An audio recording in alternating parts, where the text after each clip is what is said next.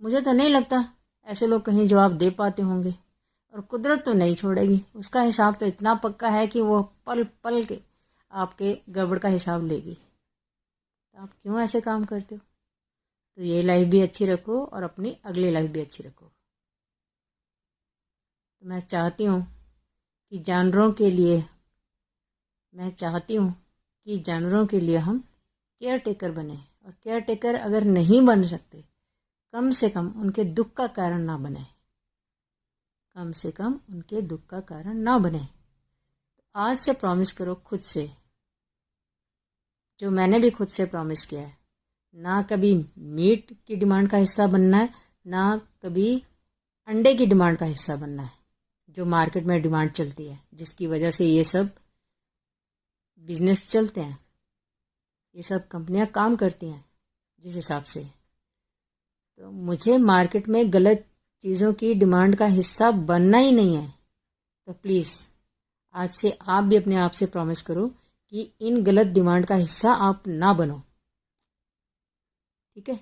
इसमें हिंदू मुस्लिम का वो नहीं है, या किसी और धर्म की बात नहीं है। बात है कि किसी की जान की चॉइस आपका खाना कैसे हो सकती है? आपका खाना, आपके खाने की चॉइस किसी की जान जाना कैसे हो सकता है? लोग कहते हैं मेरी पर्सनल चॉइस है, मीट खाना मेरी पर्सनल चॉइस है, अंडा खाना मेरी पर्सनल चॉइस है। अरे किसी की जान चली जाए और आपकी चॉइस? किसी की जान जाना आपकी चॉइस नहीं हो सकती, जैसे आपकी जान जाना किसी की चॉइस नहीं हो सकती। किसी जानवर जीव की चॉइस आपकी जान जाना नहीं हो सकती, ऐसे दूसरों की जान जाना आपकी चॉइस नहीं होनी चाहिए। आपकी चॉइस हो ही नहीं सकती किसी की जान जाना। तो इस चीज़ पे सोचो प्लीज़। इंसान वो होता है, अपना तो सोचे, लेकिन अपने से पहले दूसरे का सोचे। ये तो हद से ज़्यादा स्वार्थ है ना कि आप अपना सोचो, अपना ही सोचते जाओ।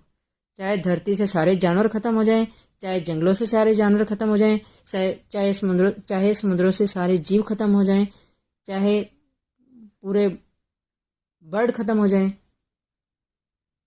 तो यहाँ तक नहीं जाना होता भाई।